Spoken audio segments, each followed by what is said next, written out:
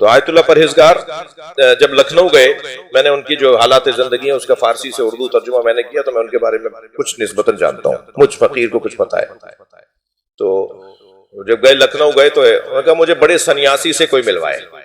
تو لکھنؤ کے کسی بہت مشہور سنیاسی سے جو 20 دن تک بغیر کچھ کھائے پیے، اور کسی پرندے کو دیکھیں گے تو اڑ کے ان کے ہاتھ پہ آ کے بیٹھ جائے گا، ٹرین کو دیکھیں گے اور سے ٹرین انجن ہی خراب ہو جائے گا، اس ٹائپ کے جو کام کرتے ہیں سنیاسی۔ تو کہا مجھے کسی بڑے سنیاسی سے ملواؤ۔ اس کے پاس گئے تو ساتھ جو گئے تھے وہ ابو الحسن رضوی صاحب ساتھ گئے تھے۔ تو کچھ باتیں کرنے لگے تو وہ سنیاسی سمجھ گیا کہ انہیں کام آتا ہے، یعنی یہ روحانی آدمی ہے، یہ صاحب مقام آدمی ہے، یعنی یہ میرا مقابلہ کر رہا ہے۔ تو کہا میں کچھ باتیں کرنا چاہ رہا ہوں مگر اس بندے کو لے کر آیا ہوں، میں اس کے سامنے نہیں کرنا چاہتا۔ تو آیت اللہ پرہیزگار نے کہا اسے سلا دو، اسے سلا دو۔ تو آگے بڑھ کے ان کے کاندھے پر اس نے ایسے انگلی رکھی، ان کو نیند آ گئی، وہ سو گئے ابو الحسن صاحب۔ گفتگو کے بعد انہوں نے کہا کہ گفتگو کے بعد جب بات پوری ہو گئی تو کہا کہ اب ہم جانا چاہتے ہیں، اسے اٹھاؤ۔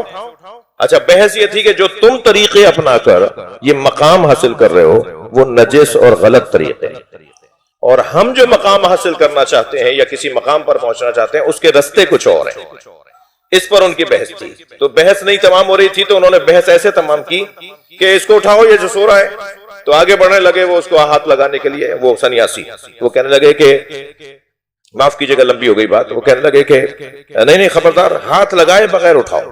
کہا نہیں، ہاتھ لگائے بغیر میں نہیں اٹھا سکتا۔ تو آیت اللہ پرہیزگار نے کہا میں اٹھا سکتا ہوں، اور غور سے ان کی طرف دیکھا، وہ اٹھ کے بیٹھ گئے۔ یہ یہاں رہے 1955 میں لائنز ایریا میں۔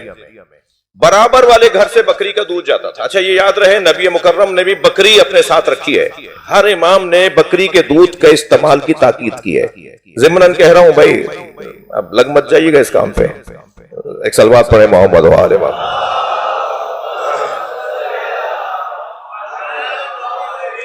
خود نبی مکرم امام حسن کا تو فرمان ہے، 4 چیزیں امام نے فرمایا ان کی عادت مت چھوڑنا۔ امام نے نصیحت میں فرمایا کہ ان 4 باتوں کی عادت مت چھوڑنا۔ ان میں سے ایک فرمایا کہ بکری کا دودھ نکالنے کی عادت، خود نکالنے کی عادت مت چھوڑنا۔ کیا حکمتیں ہیں، کیا فلسفے ہیں، وہ کچھ آپ بھی تو سوچیں گے نا۔ صلوات پڑھ لیں محمد و آل محمد، اللہم صل علی۔ تو بکری کا دودھ جاتا تھا آیت اللہ پرہیزگار کو، بکری نے دودھ بند کر دیا، خشک ہو گیا دودھ۔ تو جو بچہ لے جاتا تھا حامد رضوی صاحب، جنہوں نے خود مجھے یہ واقعہ بتایا، وہ کہنے لگے کہ اماں نے کہا کہ جا کے کہہ دو مولانا سے کہ اچھا کتنے دن رہنا ہے، پتہ بھی نہیں تھا۔ ایسے لوگ سیال اور سیار ہوتے ہیں، ایسے لوگ مسلسل سفروں میں ہوتے ہیں۔ تو کہا کہ مولانا بکری ہماری دودھ نہیں دے رہی، کل سے میں دودھ نہیں لاؤں گا۔ کہنے نہیں مجھے دودھ چاہیے، اسے کہنا کہ سید کو دودھ چاہیے۔ کہنے لگے ہم نے اسے مذاق میں لیا، اماں نے بھی کہا یہ کیا بات ہوئی۔ دوسرے دن پھر انہوں نے کہا بھئی دودھ نہیں آیا، کہا وہ تو ہم نے کل بتا دیا تھا۔ کہا نہیں، اس کا کان پکڑ کے کہو اولاد زہرا کو دودھ چاہیے۔ پھر مذاق میں لیا، پھر ایسے ہی لے لیا۔ تیسرے دن انہوں نے تاکید سے کہا میں تم سے مذاق نہیں کر رہا، اسے بولو۔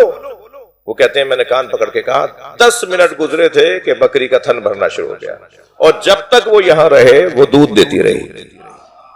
میں جس ملک میں رہتا ہوں نا، ان کرامتوں کا اثر لینے والا ملک ہے بھائی یہ، ٹھیک ہے۔ یہ بہت چھوٹی باتیں ان کے لیے، بہت چھوٹی باتیں۔ ان سے جب کسی نے پوچھا، میں نے بڑی لمبی کر دی بات، مجھے معاف کریں گے، جب ان سے پوچھا کہ اللہ نے آپ کو یہ مقامات کیسے عطا کیے، تو مسکرا کے فرمایا سیدہ کا ادب کرنے کی وجہ۔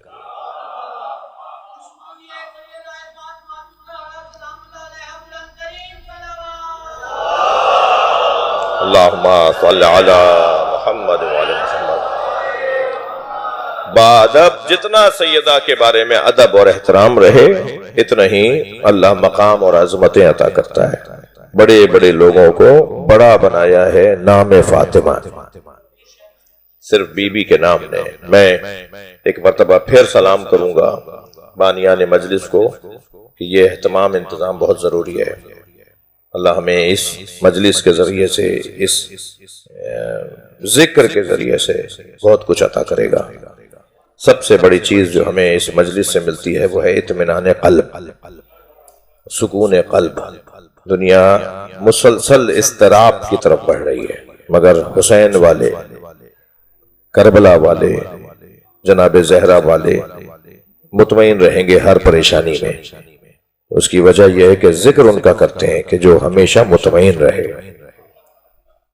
صاحب نفس مطمئنہ کو ماننے والے کبھی مضطرب نہیں رہ سکتے، کبھی پریشان نہیں ہوں گے۔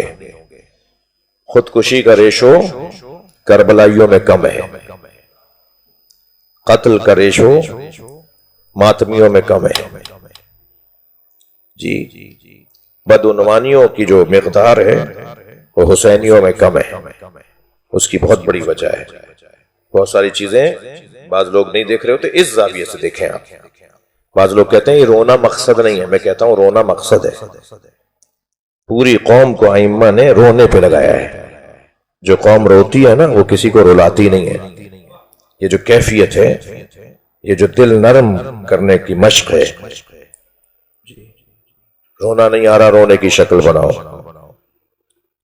جس نے میرے حسین پر ایک انسان کو رلایا میں محشر میں اس کے ساتھ کھڑا ہوا۔ فرمایا جس نے میرے حسین پہ 2 لوگوں کو رلایا میں اس کی شفاعت کروں گا، جس نے میرے حسین پہ 3 لوگوں کو رلایا میں اسے جنت کے دروازے پہ پہنچاؤں گا۔ یہ پوری قوم کو من بکا او ابکا او تبا کا وجبت لہ الجنہ، یہ ائمہ نے کیا فرمایا ہے جی۔ اب یہ اس مجمع سے بھی کہیں گے کہ رونا مقصد نہیں ہے، معرفت۔ یہ آئے گئے معرفت لینے تو آئیں گے، یہ جب مجلس میں آ گئے تو معرفت لینے ہی آئے نا۔ یہ اپنی کیفیات کو، اپنی معلومات کو، اپنی عقیدتوں کو، اپنی وابستگیوں کو بڑھانے کے لیے تو آئے۔ اتنا بڑا مجمع کسی کی کسی جیسی معرفت نہیں ہے، اور ہماری حیثیت کیا جب سلمان اور ابو ذر علیہ السلام رضوان اللہ تعالیٰ علیہما کی معرفت ایک جیسی نہیں تھی، ابو ذر کی معرفت اور سلمان کی معرفت ایک جیسی نہیں تھی، تو اس کے اوپر زور ڈال کر اور ایک چیخ لگا کر اور پیر پٹک کر بولنا کہ معرفت کے بغیر رونے کا کوئی فائدہ؟ بھائی معرفت کے لیے تو آئے، یہ مجمع معرفت کے لیے آیا ہے۔ یہ جو رونے کے لیے آیا ہے یہ معرفت کے ذریعے سے ہی تو ہو رہا ہے، اور رونے کے ذریعے سے ہی تو معرفت چاہتا ہے۔